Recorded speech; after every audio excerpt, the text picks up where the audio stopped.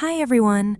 Today I will tell a horror story titled The Whisper Beneath the Platform. Wishing you all a thrilling to listen. The first time I heard my own voice whispering from the darkness below, I thought I was losing my mind. It was only when the whisper started answering my thoughts that I realized something was truly wrong. Last fall, I got into urban exploration. A stupid hobby, maybe, but the thrill of sneaking around forgotten places was addicting. My friend Mateo and I made a pact to explore every abandoned spot in our county before graduation. That's how we ended up at Ironcrest Station, a derelict train depot swallowed by weeds and graffiti, a place nobody had visited in years. It was a cold, gray afternoon when we hopped the fence. Leaves skittered along the cracked pavement, and the platform loomed over us, massive and silent. The whole place felt frozen in time. Rusted benches, shattered windows, schedules still peeling from the walls.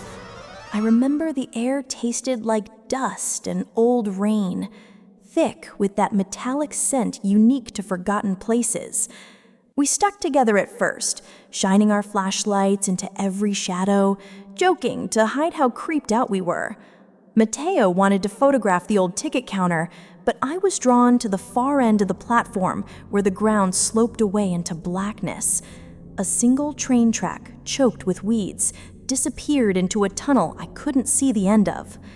I knelt down, aiming my phone between the cracks in the concrete, trying to get an artsy shot of the moss. That's when it slipped, just popped right out of my hand and tumbled through a narrow gap between the platform boards. The sound echoed, a sharp plastic clatter that faded into silence. "Dude, seriously?" Mateo called, but he was still across the platform, too far to help. I muttered a curse and peered into the gap. The darkness was total, but I could just barely see the faint blue glow of my phone screen several feet below, lying on old gravel and trash. There was no way I could fit, but maybe I could reach. I squeezed my arm down the opening, cold concrete scraping my skin. My fingers grazed the edge of my phone, but couldn't quite get a grip. That's when I heard it. A whisper, so faint I thought it was just air moving through the tunnel. "Don't." The words slid through the darkness, unmistakably my own voice, but hollow and wrong. I froze, breath misting in the cold. For a second, I convinced myself it was just the wind, or maybe my imagination playing tricks on me. I stretched further, desperate to grab my phone and get out. "Don't, please." This time, the whisper was louder, pleading. It sounded like me, but desperate, afraid.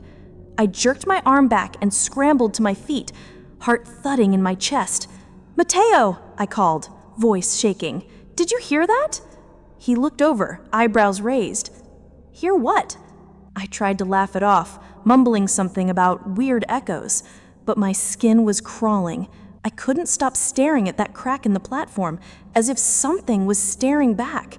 I told myself to forget it, but my phone was still down there, and leaving it behind felt impossible. All my photos, messages, everything, lost in that pit. Mateo eventually offered to help me. We found a broken pipe in the maintenance closet and tried to fish my phone out, but every time I reached down, I felt the cold rush of air and heard the whisper, sometimes pleading, sometimes angry, always in my own voice. "You're making a mistake," it hissed. "I'm stuck down here. Help me." It was like the darkness beneath the platform had learned to mimic my thoughts, to turn my own fears against me. The last time I reached down, I felt fingers, cold and slick, just for a moment, wrap around my own. I yanked my arm back, scraping my knuckles bloody, stumbling away in terror. Mateo saw my face and didn't argue when I said we needed to leave now. We sprinted out of that station, vaulting the fence without looking back. I didn't sleep that night. Every time I closed my eyes, I saw that dark crack, heard my own voice whispering for help. A week passed. My phone kept ringing through to voicemail whenever anyone called, even though it should have been dead. Sometimes I'd get a new notification, missed calls from my own number, recordings of whispers echoing beneath static. Sometimes, late at night, I'd hear tapping beneath the floorboards of my room, as if something far below was still trying to reach me. I never went back to Ironcrest Station. Mateo and I stopped urban exploration altogether. The platform is still there, silent and rotting, but sometimes when the wind is just right, I can almost hear my own voice calling from beneath the ground, begging for someone, anyone, to listen. If you enjoyed the story, don't forget to subscribe for more.